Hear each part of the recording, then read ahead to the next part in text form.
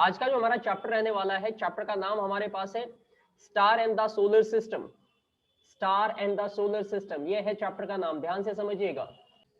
Look at your book. यहाँ पे जो टॉपिक है हमारे पास, वो कोर्स कंटेंट जो है वो एक तो नाइट स्काई के बारे में हम जानेंगे, मून क्या होता है, फेजेस ऑफ मून के बारे में मैं आपको बताऊंगा, सरफेस ऑफ द मून के बारे में बात करेंगे, stars, the sun, constellation, solar system, artificial satellite. ये कुछ हमारे टॉपिक रहने वाले हैं जिनको हमें करना है। ठीक है, तो सबसे पहले हम जो है सेलेस्टियल बॉडीज की बात करेंगे, फिर उसके बाद जो है साइज डिफरेंस और टेम्परेचर की बात करेंगे। तो look at your page number 225 में सबसे ऊपर आपको हेडिंग दी हुई है the night sky. The night sky का मतलब है कि look at the sky on the dark and clear night, you will see a large number of bright and shiny objects of different size. Some may appear closer than other and some may appear to blink while other give out a constant shine. These objects are mix of stars, planets, moon and few other. तो अगर आप रात को आसमान में देखते हो तो आपको तरह तरह की चीजें नजर आती है जो चमक रही होती है। इनमें से बेटा कुछ स्टार होते हैं, तो कुछ प्लेनेट होते हैं, कुछ मून होते हैं और कुछ और भी सेलेस्टियल बॉडीज हो सकती है। तो all these natural object that you see in the sky, ध्यान से समझना, उसको अंडरलाइन भी करते रहना जो मैं आपको बताऊं। तो all these objects that you see in the sky are known as what? They are called as heavenly body. Heavenly, heavenly का मतलब होता है हेवन में जो होती है, आसमान में, उसको हम हेवन बोलते हैं, या फिर इनको बोलते हैं सेलेस्टियल ऑब्जेक्ट। सेलेस्टियल का मतलब होता है बहुत बड़े बड़े जो ऑब्जेक्ट्स होते हैं। तो स्काई में अगर आप देखो तो you can found lots of things over there, alright, and ये सारी की सारी जो है हेवनली बॉडीज मानी जाती है। तो now we have to learn और understand these celestial object in detail. तो नेक्स्ट सबसे पहले हम जो बात करने वाले हैं द मून की बात करेंगे। हम अपने अपने बुक पे जरूर ध्यान दें ताकि आपको समझ में आए कि मैं क्या बात कर रहा हूँ, क्या बता रहा हूँ आपको। The moon is the nearest celestial object on earth. धरती पे सबसे नजदीक अगर कोई सेलेस्टियल बॉडी है हमारे, तो मून है, जो कि 3,84,000 किलोमीटर की दूरी पे है धरती से बेटा। It is the brightest object in the night sky. रात के टाइम में अगर मून आप देख पा रहे हो तो सबसे ज्यादा चमकने वाला जो पार्ट है वो यही होता है। मून सबसे ज्यादा चमकता है बिकॉज ये सबसे क्लोज है। जो चीज जितनी नजदीक होगी आपके, वो चीज आपको उतनी ही क्लियर दिखाई देगी, उतनी ही ज्यादा शाइन करती हुई दिखाई देगी। There are some natural object that revolve around the planet. ऐसे बहुत सारे नेचुरल ऑब्जेक्ट है जो प्लेनेट के चारों तरफ भी घूमते हैं। हमें पता है कि सारे के सारे प्लेनेट सोलर सिस्टम का हिस्सा है और वो सन के चारों तरफ घूम रहे हैं, but there are many others जो कि हमारे प्लेनेट के चारों तरफ घूमते हैं। तो आपको पता है कि मून जो है उनमें से एक होता है। आपके अर्थ के पास एक ही मून है और वो उसके चारों तरफ लगातार रिवॉल्व कर रहा है। These are some natural objects that revolve around the planet and these are called moon. तो याद रखना, जो अर्थ के चारों तरफ कोई भी नेचुरल ऑब्जेक्ट घूमता हो या उसके चारों तरफ एक रेवोल्यूशनरी फॉर्म में मूव कर रहा हो, उनको उसे हम मून कहते हैं। They are generally called a natural satellite. उनको क्या बोलते हैं? तो जितने भी मून है जो नेचुरल, आप कह सकते हो मून है किसी भी प्लेनेट के, वो हम देखेंगे अलग अलग प्लेनेट के पास अलग अलग मून है। कुछ ऐसे भी प्लेनेट है जिनके पास कोई भी मून नहीं, उनको नेचुरल सैटेलाइट कहा जाता है। एक सैटेलाइट हम वो भी पढ़ेंगे जो आर्टिफिशियल है, जो इंसानों ने जो है लॉन्च किए हैं ताकि हम अपने लिए और अच्छी टेक्नोलॉजी का यूज कर सके, तो उनके बारे में भी आगे हम बात करेंगे। तो so our moon is the natural satellite of earth. तो ये एक नंबर का आपका क्वेश्चन बन जा सकता है कि जो मून है वो अर्थ का एक नेचुरल सैटेलाइट होता है। The moon is a non luminous object. अब इसका मतलब क्या होता है कि इसके पास अपनी कोई लाइट नहीं है। मून की अपनी कोई लाइट नहीं है। ल्यूमिनस नॉन ल्यूमिनस के बारे में हम पिछले चैप्टर में डिस्कस कर चुके हैं डिटेल में। It appears bright and shines by reflecting the light of the sun. अब इसको हम अगर चमकता हुआ देख पाते हैं, इसकी शाइनिंग हम देख पाते हैं, तो वो इसलिए क्योंकि सन की लाइट जो इस पे पड़ती है ये उसी को रिफ्लेक्ट करता है। उसी रिफ्लेक्शन की वजह से हम मून को देख पाते हैं, समझ पाते हैं। The part of the moon which faces the sun is brighter while the part of facing away from the sun is darker. तो जो मून का हिस्सा किसके सामने होता है? सन के सामने होता है। वहां पे उस पे लाइट उस पे गिरता है and that light is going to reflect back, where is the जो अपोजिट पार्ट उसका होता है, उसका बैक साइड होता है, वहां पे सन की लाइट नहीं होती, इसलिए सन मून का वो हिस्सा हम नहीं देख पाते। Alright, surprisingly we always see only one half of the moon and we can also say that only one half part of the moon always faces the earth and that's why we can simply understand कि moon हमें कभी भी complete यानी कि एक round shape उसकी properly हम कभी नहीं देख सकते, बिकॉज जो फेस सन के सामने होता है वही फेस हम देख पाते हैं। और जितने फेस पे जो है लाइट सन की पड़ रही होती है वही फेस रिफ्लेक्ट करता है। तो आप मून के क्रिसेंट इसीलिए देख पाते हो, मून का छोटा या बड़ा होता हुआ जो फॉर्मेशन है, आगे हम देखेंगे, उन्हें फेजेस ऑफ मून कहते हैं। That is because of all such phenomena. Alright, आगे आपको नेक्स्ट पैराग्राफ में इन्होंने बता रखा है। अगर आप डायग्राम देखो अपने बुक पे तो you got a diagram 16.2 figure पे देखिए, यहाँ पे अर्थ है और इसके बिल्कुल अपोजिट में आपको मून दिखा रखा है और इसके जस्ट पीछे की तरफ आपको सन दिखाई दे रहा है। तो सन की जो लाइट जितने हिस्से पे मून पे पड़ रही है वहीं से वही रिफ्लेक्टेड फॉर्म अर्थ पे हम लोगों को फील होता है या दिखता है। And that's how we can see that moon has not its does not have any light of its own, और ये सिर्फ सन की लाइट को रिफ्लेक्ट कर रहा होता है। Got it? We know that the moon revolves around the earth and beside revolving around the earth it also rotate on its own axis। बिल्कुल जैसे हमारी अर्थ के दो मोशन होते हैं, अपनी एक्सिस पे भी घूम रहा है लट्टू की तरह और सन के चारों तरफ भी घूम रहा है, और इसी वजह से हम कह सकते हैं कि जो मून होते हैं वो भी कुछ इसी मोशन में दो तरीके के मोशन एग्जिबिट करते हैं। पहला जो मोशन होता है इसका, उस मोशन को हम क्या कहते हैं? दैट इज कॉल्ड रोटेशन, जो अपनी एक्सिस पे हो रहा है, और दूसरा जो मोशन है वो अर्थ के चारों तरफ हो रहा है तो उसे हम बोलेंगे रेवोल्यूशन। जब कोई बॉडी किसी एक पर्टिकुलर चीज के एक सर्कुलर डायरेक्शन में घूमती है तो that is what we call revolution. एंड अगर वो अपने ही एक्सिस पे एक ही पॉइंट पे जो है रोटेट कर रही है तो उसे रोटेशन कहेंगे। Got it? अब moving to the page number 226 पे, पेज टर्न कर लीजिए सारे बच्चे, अपने अपने अपने पेज आगे टर्न कर लीजिए।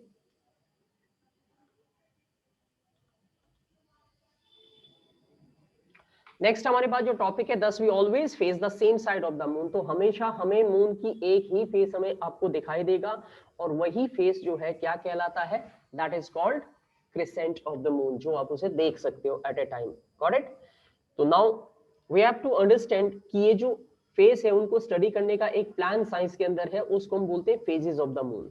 सो अगली हेडिंग हमारे पास फेजेस ऑफ द मून ही है, इसमें लिखा हुआ है। पहले मैं आपको इंग्लिश में पढ़ के बताऊंगा ताकि आपको एग्जैक्ट प्रोनाउंसिएशन समझ में आए, और उसके बाद साथ साथ हर एक टर्म का, हर एक सिंगल वर्ड का मीनिंग भी एक्सप्लेन करूंगा, सो दैट जब आप खुद पढ़ने के लिए बैठे तो आपको ऐसा कोई इशू ना आए कि इसका मीनिंग क्या है। Right? The revolution of the moon around the earth makes the moon appear as if it is changing its shape। यानी कि लगता ऐसा है, जो रेवोल्यूशन कर रहा है मून उसकी वजह से हमें कुछ ऐसा अपीयर हो सकता है कि जो मून है वो लगातार अपनी शेप चेंज कर रहा है, बट एक्चुअल में मून की कोई शेप चेंज नहीं हो रही है। ये रोटेट और रेवोल्यूशन दोनों तरीके से हो रहा है, इसीलिए आपको मून के उस फेस को आप जस्ट एक कह सकते हो कि वो डायनेमिक सेंस में काम करता है, घूम रहा है, और घूमने की वजह से उसके जो फेसेस है वो थोड़ा बहुत उसमें चेंज आपको देखने को मिलता है। तो changing shape of the brighter part of the moon that we see during the month are called the phases of the moon। so this is what the definition you can write for if someone is going to ask you कि what do you understand by the term phases of the moon, तो आप बोलोगे जो change होती है, जो shape change होती है मून की, बिकॉज आपको पता है कि मून की शेप सेम नहीं रहती है। ठीक है? इसका साइज छोटा बड़ा, एक्चुअली क्रिसेंट इसको बोलते हैं, जो आपको अलग अलग लेवल पे नजर आते हैं। 15 दिन वो बढ़ता है और अगले 15 दिन वो घटता है, एंड दैट्स हाउ आपकी अमावस्या और पूर्णिमा बनती है। Got it? तो इन्हीं फेजेस को हम जो है क्या कहते हैं? फेजेस ऑफ मून कहते हैं। So that could be the possible definition. आगे देखते हैं। The shape of the moon depends on its position in relation to the sun and the earth. जो शेप होती है मून की वो किस चीज पे डिपेंड करता है? सन की पोजीशन और अर्थ की पोजीशन मून के रिलेशन में किस तरीके से, उसी हिसाब से जितनी लाइट सन से जो है मून पे जा रही है और अर्थ के कितने हिस्से पे हम उसे अपीयर करता हुआ देख पा रहे हैं, वो उसके क्रिसेंट या उसके शेप को डिसाइड करता है। As the moon revolve round the earth तो we can see different shape. आप अपने डायग्राम में देखिए, आपको अपने डायग्राम में दिख रहे होंगे कि एक टाइम जो पहला, जो सबसे पहला आपको दिखाई दे रहा, सबसे पहला पार्ट आपको दिखाई दे रहा है डायग्राम में, उसको न्यू मून कहा जाता है, यानी कि वो अमावस्या का डे होता है। उस दिन आपको आसमान में, स्काई में किसी भी तरीके की मून की अपीयरेंस फील नहीं होगी, उसे न्यू मून डे कहते हैं। ठीक है? उसके बाद देखिए फिर होती है वैक्सिंग। वैक्सिंग क्या होती है? धीरे धीरे जो मून है वो हल्का सा क्रिसेंट आपको दिखाई देगा। क्रिसेंट समझते हो ना? एक जस्ट एक आर्क की तरह नजर आएगा। वो क्रिसेंट जो है वो धीरे सॉरी धीरे धीरे वो बढ़ेगा। तो waxing crescent of the moon मतलब the first part that you can see over there. उसके बाद फर्स्ट क्वार्टर मून मतलब जब आप एक चौथाई हिस्सा मून का देख पाते हो, और फिर उसके बाद आती है वैक्सिंग जो है गिब्बस मून बोलते हैं, जो आप कह सकते हो कि लगभग लगभग 90% मून का जो है आप उसकी शेप या कह लीजिए उसका डायमीटर में दिखाई दे रहा होता है। एंड देन एक दिन आता है, वो डे आता है एग्जैक्टली जब न्यू मून डे होता है, उसके एग्जैक्टली 15 डेज के बाद हमें मून जो है फुल दिखता है, यानी कि एक राउंड शेप में आपको मून दिखता है, जिसको हम कहते हैं फुल मून डे।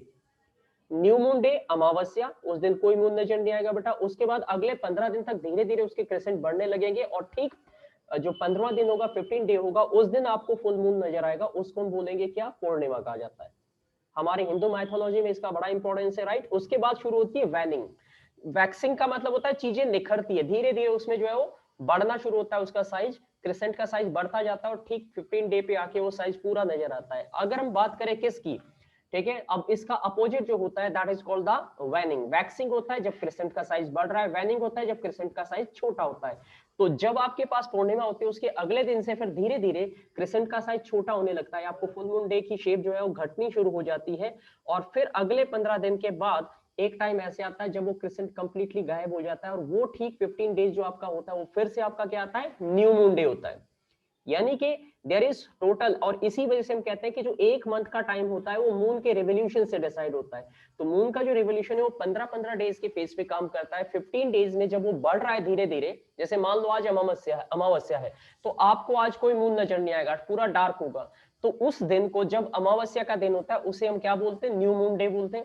और फिर उसके अगले 15 दिन तक वो धीरे धीरे साइज उसका बढ़ने लगता है, और जब वो बढ़ने लगता है तो वो 15वें दिन तक जो है बढ़ता है, उस चीज को बोलते हैं वैक्सिंग। क्या बोलते हैं उसको, वैक्सिंग बोलते हैं। और 15 दिन के बाद आपको मून कंप्लीट नजर आता है, उसे कहा जाता है new moon day, sorry full moon day. क्या कहते हैं उसको, फुल मून डे कहते हैं, यानी कि पूर्णिमा कहा जाता है। फिर फुल मून डे के अगले दिन से अगले 15 दिन तक मून का शेप जो है फिर छोटा होने लगता है, वो क्रिसेंट जो उसके घटने लगते हैं, उसको बोलते हैं वैनिंग। क्या बोलते हैं उसको, वैनिंग, WANING। और ठीक जो है 15 दिन के बाद वो क्रिसेंट घट के 0 हो जाता है, तो आपको मून गायब हो जाता है, आपको दिखाई नहीं देता है, that is what we called, ठीक है। उसको फिर से वो आ जाता है 15 दिन के बाद न्यू मून डे। तो हर 15 दिन के बाद, हर क्वार्टर के बाद आप कह सकते हो कि हर 15 डे पे जो है वो फेज जो है वो नए रूप में आता है। न्यू मून डे, अमावस्या, उसके बाद मून दिखना शुरू होता है, फिर 15वें दिन पूरा मून नजर आता है, फिर 16वें दिन से फिर मून का साइज घटना शुरू होता है, और फिर 30वें दिन जाके आपको मून बिल्कुल गायब हो जाता है।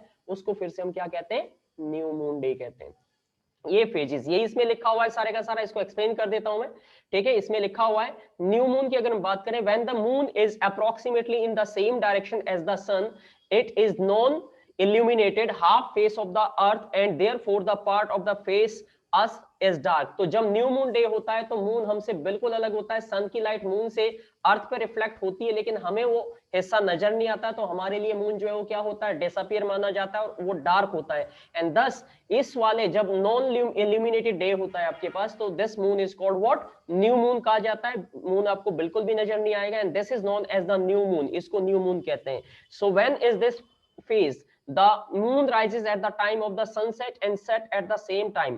तो होता यह है कि जब न्यू मून डे होता है तो मून का जो राइज होता है वो उसी टाइम होता है, ठीक है, rises at the time of sunset, जब सूरज डूबता है तो मून राइज कर रहा होता है स्काई के अंदर, गॉट इट, ठीक है। And set at the same time as the sunrise, और जब सुबह के टाइम पे सनराइज करता है तो मून जो है वो दूसरी तरफ चला जाता है, यानी कि सेट हो जाता है। तो इस तरीके से मून को जो है सन की लाइट नहीं मिलती, और हम उस लाइट को कभी अपीयर होता हुआ मून को फील नहीं कर पाते, and that's how we can say कि मून जो है आपका वो गायब है, बट वो गायब नहीं है, वो है वहां पे स्काई पे, पर सन की लाइट उस पे नहीं है, तो रिफ्लेक्शन नहीं हो रहा है, एंड दैट्स व्हाई हम मून को नहीं देख पाते। अब बात करते हैं waxing crescent of the moon की बात करते हैं। तो क्रिसेंट क्या होता है, किसी भी चीज का एक ऐसे शेप जो है, क्रिसेंट का मतलब होता है एक अंगूठा, अंगूठी नुमा चीज या एक कर्व जैसी चीज जो है आपकी, उसको कहते हैं। तो curve shape, wide in middle and pointed at the end, जो एंड पे पतली हो, बीच में थोड़ी सी ब्रॉड हो, उसको हम क्रिसेंट कहा जाता है। तो वैक्सिंग क्रिसेंट जो होता है, as moon moves around the earth, जैसे जैसे मून जो है अर्थ के चारों तरफ घूम रहा है, we get to see part of its illuminated half. तो हम धीरे धीरे इसके कुछ हिस्सों पे को देख पाते हैं रात को, क्योंकि सन की लाइट उस पार्ट पे पड़ रही होती है। We say that moon is waxing, और तब उसको हम बोलते हैं कि मून क्या कर रहा है, वैक्स कर रहा है। वैक्स का मतलब होता है किसी चीज के अंदर चमक आना, शाइन आना। Alright, at first we see only thin curve, शुरुआत में आपको thin curve दिखती है, जो धीरे धीरे डे बाय डे जो है बढ़ती है। अगर आप मून रोज ऑब्जर्व करते रहोगे तो आप देखोगे रोज उस मून का साइज धीरे धीरे बढ़ रहा है, and this phase is waxing crescent moon. और वो फेज जब मून अपना शेप धीरे धीरे बढ़ाता है, वो क्रिसेंट बड़ा होने लगता है, उसको हम वैक्सिंग क्रिसेंट ऑफ मून कहते हैं। From a crescent it start growing bigger on every following night, हर बढ़ते हुए रात में आप देखोगे कि मून का साइज पहले दिन के मुकाबले में अगली रात को बढ़ जाता है, और 15वें दिन वो कंप्लीट हो जाता है, और जब 15 डे आता है तो उसी को हम क्या बोलते हैं, फुल मून डे यानी कि पूर्णिमा का दिन कहा जाता है। फर्स्ट क्वार्टर मून का मतलब है this comes a week after, ये एक वीक के बाद पहला क्वार्टर यानी कि एक चौथाई मून हम देख पाते हैं। And by this time the moon complete about a quarter of its turn, तो ये लगभग एक चौथाई हिस्से पे घूम चुका होता है अर्थ के चारों तरफ, और इसीलिए इतना ही हिस्सा सन के सामने इसका होता है। एंड दैट्स हाउ अर्थ पे जो रिफ्लेक्ट करता है वो इल्यूमिनेटेड पार्ट हम देख पाते हैं, और हम कहते हैं कि मून का एक चौथाई पार्ट नजर आ गया। उस हिस्से को फर्स्ट क्वार्टर ऑफ मून के नाम से जाना जाता है। क्वार्टर ऑफ मून का मतलब होता है एक चौथाई, दैट मींस किसी भी चीज का 1/4 पार्ट। ऑलराइट, वैक्सिंग गिब्बस की बात करें मून की, तो after the quarter phase we keep seeing, ठीक है, a still bigger portion of the illuminated moon and it is now called the waxing moon. अब 15वें दिन अगर हम बात करते हैं तो वैक्सिंग जो है कंप्लीट हो जाती है, और आपको जो है उसको क्या बोलते हैं, द वर्ड गिब्बस का मतलब होता है हम्प्ड। जब मून का जो साइज है वो बढ़ रहा है उसको हम्प मून के नाम से भी जानते हैं। और फिर 15 डे जब आता है, 15वां दिन जब आता है, तो आपको एक चीज नजर आती है, और उस एक चीज को हम क्या बोलते हैं, that is called full moon day. उसको फुल मून डे के नाम से जाना जाता है। तो अब पेज नंबर 227 पे आ जाओ, यहाँ पे मैं आपको फुल मून डे के बारे में बताने वाला हूँ। 2 weeks after the new moon, जब न्यू मून हो चुका है यानी कि अमावस्या के 2 वीक के बाद, 14 दिन के बाद जो 15वां दिन आता है आपका, उस दिन जो है moon complete half of its revolution, moon आधा अपना रिवोल्यूशन पूरा कर लेता है, ठीक है। एंड द इल्यूमिनेटेड हाफ, और इस इल्यूमिनेटेड हाफ जो है वो हमें दिखाई देता है। ये बच्चे जो बोल रहे हैं ना बैकग्राउंड में, अपना म्यूट कर लो। with the part facing the earth, and this is how we see that of the full illuminated disk। और इस तरीके से आप मून का पूरा फेस देख पाते हैं, और इसी को हम फुल मून डे भी कहते हैं। Got it. उसके बाद क्या होता है, उसके बाद रिवर्स प्रोसेस शुरू हो जाते हैं, फिर मून का साइज घटना शुरू हो जाता है। 15वें दिन के बाद 16वें दिन से साइज कम होना शुरू होता है। न्यू मून डे से अगले दिन से मून का साइज बढ़ता है, और फुल मून डे के अगले दिन से मून का साइज क्या होता है, डिक्रीज होता है, घटने लगता है। Got it. At this time the position जो है सन की, वो मून के लगभग अपोजिट डायरेक्शन में चेंज होने लगती है, और मून का जो साइज है यानी कि मून का जो पोर्शन होता है सन के सामने वो कम होने लगता है, जिसकी वजह से सन की कम लाइट उस जगह पे पहुंचती है, तो हमें मून का उतना हिस्सा दिखाई देता है। उसे बोलते हैं वैनिंग गिब्बस मून बोलते हैं उसको। After the full moon until it becomes new moon again, the illuminated part of the moon जो है वो डिक्रीज होता है continuously, and we say that it is waning, मतलब इसका साइज घट रहा है। वैनिंग का मतलब होता है मून का साइज घट रहा है बेटा, और वैक्सिंग का मतलब होता है मून का साइज बढ़ रहा है। सिंपल टर्म में आप ऐसे कह सकते हो। तो आफ्टर अ वीक, एक वीक के बाद अगर आप देखेंगे, ठीक है, फुल मून यानी कि पूर्णिमा के एक दिन के बाद, एक वीक के बाद की हम बात कर रहे हैं, जो गिब्बस वैनिंग मून है वो देखेगा, यानी कि मून जो है, जो पूरा मून हमें दिखाई दे रहा था, वो उसका एक चौथाई, चौथा पार्ट हम देख पाएंगे फिर। एंड लास्ट क्वार्टर की बात करें तो 3 वीक के बाद जो है न्यू मून फिर से आना शुरू हो जाता है, और उसमें से बहुत थोड़ा हिस्सा में दिखाई देता है। क्वार्टर का मतलब होता है 1/4 पार्ट आप देख पाते हो। वैनिंग क्रिसेंट मून कौन सा होता है, जब मून बिल्कुल छोटा सा लाइन में हमें दिखता है, और उसके अगले दिन क्या आता है, फिर आपका न्यू मून डे आता है, और वो न्यू मून डे जो आता है उसी को हम क्या बोलते हैं, this is called the waning crescent moon कहा जाता है। तो ये थोड़ा समझने वाली चीजें, इसको रट नहीं सकते, थोड़ा कॉम्प्लिकेटेड पार्ट है, and you need to listen it carefully. बहुत सारों के तो अभी कैमरे ही सेट नहीं हो रहे तुम में से, तो कहां सुनोगे तुम, यही तो तुम्हारी समस्या है। आगे बढ़ते हैं। लूनर मंथ किसको बोलते हैं बेटा, एक वर्ड आएगा तुम्हारा लूनर मंथ, एग्जाम में अक्सर पूछा जाता है lunar month. So the time period between 2 consecutive full moon is named as the month according to Indian calendar, and this period of Hindu month is approximately 29 days 11 hour and 43 minute, and it is called as lunar month। Time period between 2 consecutive full moon, दो full moon का नाम मैंने क्या बताया था, पूर्णिमा। दो पूर्णिमाओं के बीच का जो समय होता है वो लगभग 30 दिन का होता है।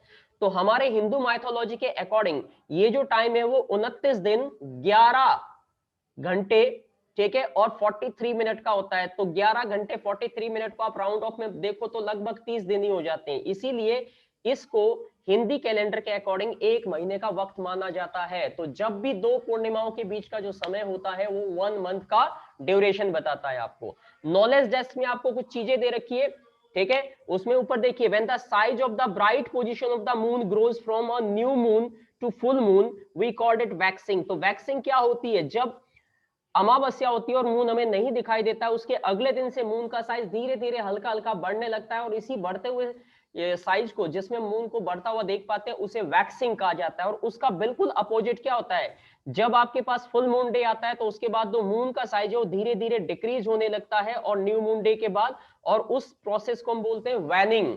उसके बाद नीचे एक और चीज दे रखी है, नील आर्मस्ट्रांग जो थे, जो अमेरिका के एस्ट्रोनॉट थे, ये पहले इंसान थे जिन्होंने सबसे पहले जो है, ठीक है, मून पे कदम रखा था, एंड ही लैंडेड देयर 21 जुलाई 1969 को वो मून पे उतरे थे, and he was followed by the Edwin Aldrin, ये दूसरे उनके साथी थे। ठीक है, इंडिया के पहले आदमी जो मून पे उतरे थे उनका नाम था राकेश शर्मा। क्या नाम था? राकेश शर्मा नाम था उनका, ध्यान देना इस बात पे। अब आते हैं बेटा सरफेस ऑफ द मून की, क्या मून के ऊपर कोई लाइफ है, किस तरीके की सरफेस है मून की, किस तरीके की अपीयरेंस है मून की। तो astonishing enough, the nature of the surface of the moon on its near side is entirely different from its far side। यानी कि देखने में जो हमें मून दिखता है कि चमकता है, गोल है, इस तरीके से ऐसा कुछ है नहीं, ठीक है, बल्कि मून जो है, अब यहाँ देखो तुम्हारे स्क्रीन पे मैंने एक डायग्राम दिया है, ये आप बढ़ते हुए देख सकते हो, ये आपका जो है, जो ये वाला फेज आपको दिखाई दे रहा है, ये फेज क्या है, धीरे धीरे मून का साइज क्या हो रहा है, बढ़ रहा है। यहाँ पे ये कंप्लीट क्या हो गया, डार्क हो जाता है यहाँ पे आके इस स्टेज पे, और उसके बाद फिर धीरे धीरे इसका धीरे धीरे जो साइज बढ़ता है, पहला ये थोड़ा सा बड़ा, फिर और बड़ा, फिर और बड़ा, फिर और बड़ा, फिर और बड़ा, फिर और बड़ा, ऐसे ऐसे करके यहाँ पे फुल मून आ गया, ये फुल मून है। फिर धीरे धीरे घट रहा है और अल्टीमेटली अगले 15 दिन के बाद ये बिल्कुल डार्क हो जाएगा, तो उसको क्या बोलेंगे, फिर बोलेंगे न्यू मून डे। ठीक है, तो 15 दिन के बाद अमावस्या आती है और 15 दिन के बाद क्या आती है, पूर्णिमा आती है। पूर्णिमा का मतलब है जब आपको मून ऐसा पूरा दिखता है, और अमावस्या का मतलब है जब आपको मून बिल्कुल भी नजर नहीं आता। इस बात को समझने की जरूरत है हर एक बच्चे को, बड़ा इंपॉर्टेंट टॉपिक है ये, समझ में आ गई बात। ठीक है, फेजेस ऑफ मून को कुछ इस तरीके से आप समझ सकते हो, ऐसे मून घूम रहा है धरती के चारों तरफ। Look at your screen there, समझ गए। ये तो ये वाला जो इस पे मैं स्क्रीन पे दिखा रहा हूँ, ये पूरा डिटेल वाला चैप्टर बहुत अच्छे से समझाया जा सकता है इसको, बट मैं पहले तुम्हारे बुक से करा दूं, क्योंकि तुम बुक वाले टॉपिक पे ज्यादा फोकस करते हो, तो मैं बुक से करा देता हूँ। उसके बाद अगर कभी टाइम मिलेगा तो रिवीजन करेंगे, नहीं तो फिर ठीक है इसी से काम चला लेना। अब सरफेस ऑफ मून की बात करते हैं, तो अपने बुक पे देखिए, astonishing enough, the nature of the surfaces of the moon on its near side is entirely different from its far side। यानी कि दूर से मून बहुत चमकता और ऐसा लगता है बहुत शाइनी होगा, बट ऐसा है नहीं। The surface on the near side extra ordinarily uneven है, यानी कि मून के ऊपर, मून के सरफेस पे बहुत सारे गड्ढे हैं, बहुत सारे गड्ढे। अयान अंसारी का वीडियो बंद है, मतलब ये खाना पीना खा रहा है, पढ़ाई नहीं कर रहा है, कोई बात नहीं बेटा। The surface on near the side of the externally uneven है बेटा, and consist of lunar, highland and Marina. तो याद रखना ये दो चीजें हैं, जो सरफेस है मून का वो अनइवन है, उबड़ खाबड़ है, इसमें बड़े बड़े गड्ढे हैं, काफी गहरे गहरे, कई कई किलोमीटर गड्ढे, ठीक है। And consist of the lunar, ठीक है, हाईलैंड एंड मारिया उसको बोला जाता है, ये नाम है। The meaning of the highland, highland का जो मीनिंग है वो है is clear by it's name with the while Maria का मतलब होता है मेयर, मींस लार्ज डिचेस। तो सरफेस ऑफ मून के ऊपर बड़े बड़े गड्ढे हैं जो कई कई किलोमीटर गहरे हैं। आपको जो पिक्चर अपनी बुक में दिखाई दे रही है, आपको लग रहा होगा छोटा सा है, बट ये इतने गहरे कि इसके अंदर आप चले जाओ तो बाहर नहीं निकल सकते। ये कई कई किलोमीटर, मतलब सैकड़ों किलोमीटर चौड़े और सैकड़ों किलोमीटर जो है वो गहरे होते हैं। So though there is no not even a trace of the water available on the surface of the moon. पानी की एक बूंद तक मून पे नहीं अवेलेबल है, कोई ट्रेस नहीं है। The name suggest that the depth of the surface of these point. तो इसका मतलब है लोगों ने पहले ये सोचा था कि ये जो मून पे इतने बड़े बड़े जो गड्ढे हैं, इतने बड़े बड़े जो डिचेस हैं, वो शायद किसी ना वहां पे पानी रहा होगा इस वजह से, बट ऐसा कुछ देखने को वहां पे मिला नहीं आज तक। The surface on the far side of the moon is comparatively smoother, ठीक है, and has a finer texture but in still found with a large number of crater. Crater का मतलब गड्ढे होते हैं, formed by that of the meteors. तो ऐसा माना जाता है कि मून के ऊपर मिट्योर, बड़े बड़े पत्थर दूसरे प्लेनेट से आके टकराते होंगे, जिसकी वजह से ये इतने बड़े बड़े गड्ढे वहां पे बने हैं। ठीक है, अब हमारे पास नेक्स्ट पेज पे आ जाइए, और अब कुछ फैक्ट्स आपको दे रखे हैं, उनके बारे में बताता हूं। There is hardly any atmosphere, no water and hence no life on the moon. तो मून पे कोई वाटर नहीं है, कोई ऑक्सीजन नहीं है, इसलिए वहां पे लाइफ की कोई पॉसिबिलिटी नहीं है। This is because gravity on the moon is 1/6 of the earth gravity. धरती का जितनी ग्रेविटी है, मून पे उस ग्रेविटी का 1/6 हिस्सा, यानी कि कोई आदमी अगर धरती पे 6 किलो का है तो वो मून पे कितने किलो का रह जाएगा, सिर्फ 1 किलो का, 1/6 हो जाएगा। ठीक है, आगे बढ़ते हैं। कोई एयर सरफेस वहां पे नहीं है, कुछ भी नहीं है, इट्स टोटली ब्लैंक है, वहां पे वैक्यूम है। अगला पॉइंट दिया हुआ है, we can not hear any sound on the moon because sound waves need a medium to travel and there is no medium on the moon. अगर आप मून पे हो और आप बात करते हो एक दूसरे से, तो आप एक दूसरे की आवाज नहीं सुन सकते, क्योंकि वहां पे कोई एयर है ही नहीं। और बिना एयर के मून के ऊपर किसी भी तरीके की साउंड को जो देख पाना या पता लगा पाना नामुमकिन है। तो आप किसी की आवाज नहीं सुन सकते, तो आपको साउंड सुनने के लिए मीडियम चाहिए। Then footprint of the Neil Armstrong and the other astronaut still exist on the moon. यानी कि नील आर्मस्ट्रांग जहां उतरे थे, उनके पैरों के निशान आज भी एज इट इज है, क्योंकि वहां पे कोई भी चीज चलती फिरती नहीं है। The gravitational force between the moon and the earth जो है, वो ओशियन में टाइड्स का कारण होता है। जब मून जो है धरती के क्लोज होता है फुल मून डे के आसपास, उस टाइम पे समुद्र में ऊंची ऊंची लहरें उठती है। और वो इसलिए उठती है क्योंकि मून की ग्रेविटी जो है, मून का ग्रेविटेशनल पुल जो है, वो अर्थ को अपनी तरफ खींचता है। तो अर्थ तो नहीं जाती, लेकिन अर्थ के ऊपर जो पानी होता है समुद्र में बहुत सारा, वो मून की तरफ जाना शुरू होता है, और इसी वजह से ऊंची ऊंची लहरें उठती है। ध्यान देना इन बातों पे। अब आपके पास चेक पॉइंट 1 आ जाता है, जिसमें आपको ट्रू और फॉल्स बताना है। इसमें पहला टॉपिक दिया हुआ है, all the natural object seen in the sky are called celestial body. जितने भी नेचुरल ऑब्जेक्ट आप स्काई में देख पाते हैं, उनको सेलेस्टियल बॉडी कहते हैं। तो जवाब होगा ट्रू, लगा ले इसमें। उसके बाद है, the moon which appear as full disc is known as the new moon. जो मून आपको एक पूरा डिस्क के रूप में दिखाई देता है, उसको फुल मून कहते हैं। ठीक है, नॉन एज न्यू मून। तो यहाँ पे न्यू मून बोल दिया इन्होंने, विच इज रॉन्ग, तो ये फॉल्स स्टेटमेंट है बेटा आपका। उसके बाद the periods of rotation and revolution of moon are nearly equal. तो रोटेशन और रेवोल्यूशन के जो पीरियड्स है मून के, वो लगभग सेम है। तो आप कुछ कुछ इसको कह सकते हो कि ये ट्रू है। ठीक है, उसके बाद the surface of moon is silvery and smooth. जो सरफेस है मून का, वो सिल्वर और क्या है, स्मूथ है। तो सिल्वर और स्मूथ नहीं है, ये भी फॉल्स है। उसमें बहुत सारे क्या है, क्रेटर है, मैंने अभी आपको बताया। Moon has large reservoir of water on it. तो मून पे क्या मैंने आपको पानी बताया था, बिल्कुल नहीं बताया था, वहां पे पानी है नहीं, तो ये फॉल्स है। ठीक है, यहां पे आपका टॉपिक यहां पे आज जाके जो ये, ठीक है, पहला पोर्शन यहाँ पे हमारा खत्म हो जाता है। और अब आगे बढ़ेंगे हम, तो आगे का जो पोर्शन हम देखेंगे, ठीक है, वो हम बात करेंगे किसकी, स्टार्स की। तो सन जो है वो सबसे बड़ा स्टार है जो आप देख पाते हो अपने धरती से। ठीक है, जो सन है जिसकी लाइट आपको रोज मिलती है, दैट इज ए स्टार। तो स्टार क्या होता है वो हम देखेंगे। ठीक है, उसके बारे में मैं आपको बताऊंगा। देखिए, देयर आर, अब शुरू करते हैं पेज नंबर 228 में। स्टार्स की जो हेडिंग है अपने बुक पे, उसे देखिए। There are countless shining heavenly bodies seen in the sky. अगर आप स्काई में देखो तो आपको हजारों स्टार नजर आएंगे, बहुत सारे चमकते हुए तारे नजर आएंगे। And they are simply what we call stars, या हम इनको आम भाषा में, अपने हिंदी भाषा में इनको तारे कहते हैं। The star are very huge। ये इतने बड़े होते हैं कि अगर हम अपनी धरती को 10 लाख अर्थ को इकट्ठा कर दे, तब जाके एक सन का साइज बना पाएगी। वो इतने बड़े बड़े होते हैं स्टार्स, तो आप इनको इमेजिन भी नहीं कर सकते कि इनका साइज कितना बड़ा होता होगा। एनॉर्मसली हॉट होते हैं और ग्लोइंग ऑब्जेक्ट होते हैं, यानी कि बहुत ज्यादा गर्म होते हैं, और ग्लोइंग मतलब चमकते हैं। और इनके अंदर इतनी हीट और लाइट होती है कि आप सोच सकते हो कि सन हमसे 15 करोड़ किलोमीटर दूर है, तब भी हमें ऐसा लगता है जैसे बिल्कुल हमारे नजदीक है। तो आप इमेजिन कर सकते हो कि इसके अंदर कितना टेम्परेचर होगा, कितनी हीट होगी, कितनी लाइट होगी, और कितनी तेजी से इसके अंदर जो है केमिकल रिएक्शन हो रहे हैं। कोई भी जो स्टार है वो हाइड्रोजन गैस से बना होता है। उस हाइड्रोजन के अंदर जब केमिकल रिएक्शन होता है तो हाइड्रोजन हीलियम में बदलती है, और जब हाइड्रोजन हीलियम में बदलती है तो उस टाइम पे बहुत ज्यादा हीट और लाइट निकलती है, और वही हर स्टार के अंदर प्रोसेस होती है। इसको न्यूक्लियर रिएक्शन कहा जाता है, न्यूक्लियर फ्यूजन है ये। Star glow by emitting their own light. जितने भी, सॉरी, जितने भी स्टार्स है वो अपनी खुद की लाइट होती है उनके पास, इसीलिए उनको हम क्या बोलते हैं, ल्यूमिनस बोलते हैं इनको। Okay, by emitting their own light. The sun is also a star because it gives out its own light. अगर क्वेश्चन पूछा जाता है कि sun is a star, give reason, तो आप बोलोगे sun is a star because it has its own light. इसके पास अपनी खुद की लाइट है। We see star in the sky only, alright. however the present during that of the day time, दिन के टाइम आपको स्टार नजर आते हैं। this is because they are not visible in the bright sunlight. to look at a good number of star in the night sky, आपको जिस दिन आप पॉल्यूशन फ्री डे में कभी आप आसमान को देखोगे तो आपको बहुत सारे स्टार तारे चमकते हुए नजर आएंगे। and try to note any variation in color, brightness and size of the star also.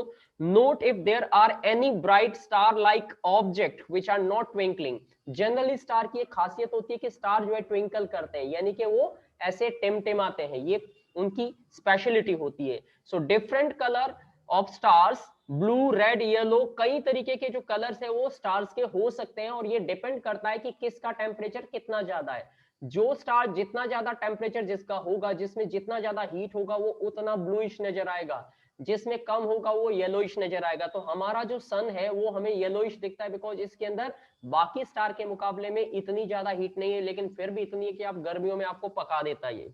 Okay, the brightness of a star is viewed from the earth can be affected by the amount of the dust or pollution of the earth's atmosphere.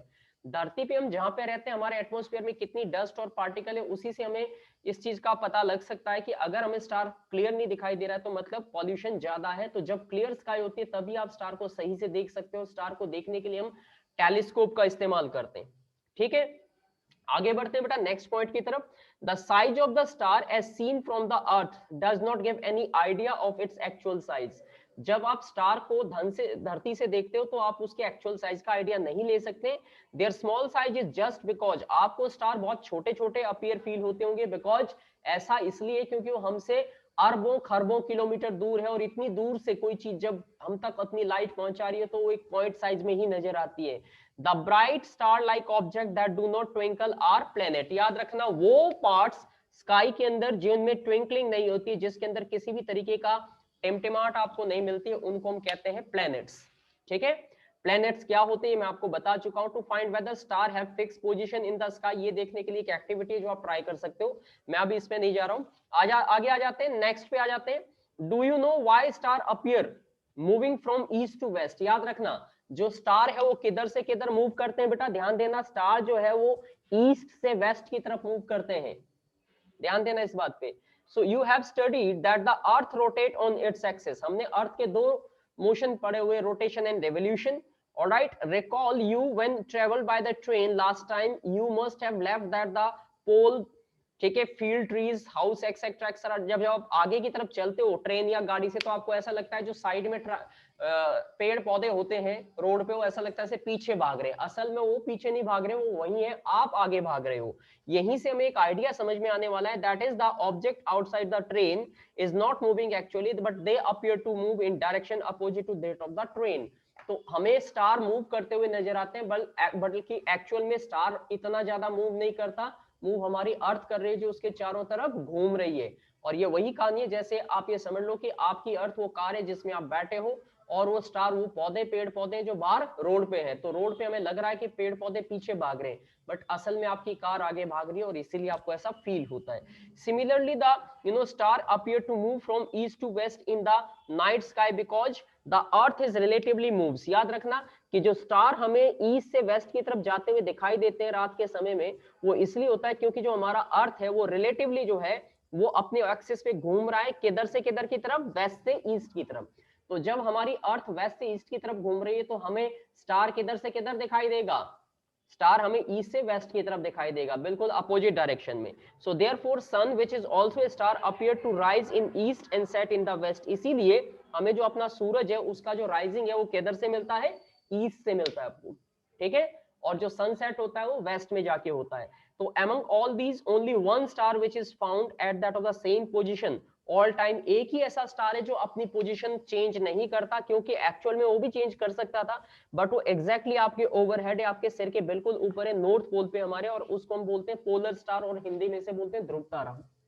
ठीक है, so that's why वो star जो है in the previous time या प्राचीन time में जो लोग ट्रैवलिंग करते थे तो दिन के टाइम में तो सन से डायरेक्शन पता करते थे, और रात के टाइम में उनके पास पोलर स्टार जो होता था, जो ध्रुव तारा होता था, उसी से वो अपनी डायरेक्शन ढूंढते थे या पता लगाते थे कि वो किस डायरेक्शन में जा रहे हैं.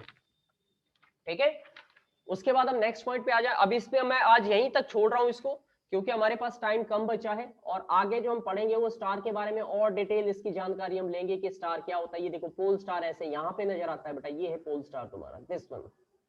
ये नॉर्थ पोल के जस्ट ऊपर है, तो ये हमारी अर्थ तो ऐसे घूम रही है, ठीक है, इसलिए इसकी पोजीशन फिक्स रहती है. अगर ये यहाँ या यहाँ होता है तो हमारे अर्थ के घूमने के साथ हमें लगता है कि हम इधर जा रहे हैं तो ये इधर आ रहा है, बट ये यहाँ पे है, तो दैट्स व्हाई इसकी पोजीशन क्या है, ठीक है, स्टेशनरी पोजीशन फील होती है, तो pole star which is situated in that of the direction of the earth axis actually